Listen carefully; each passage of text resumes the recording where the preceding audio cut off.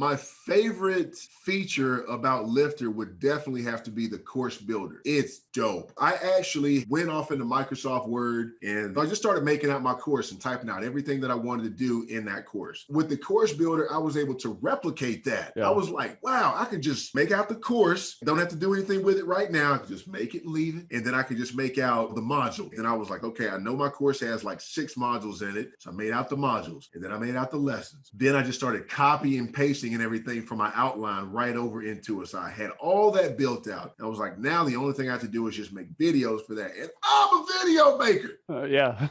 I was making videos since before I ever had a course, before I ever flipped my first mobile home. I'm a video guy. That was the easy part for me. It was just Yeah. the structure of it and everything. And there were a few things that kind of puzzled me at first because I didn't have any experience dealing with APIs and things like that. But it was very quick. It was easy and didn't require me to build a rocket ship to Mars or anything like that to go ahead and put it together. And I really did like it.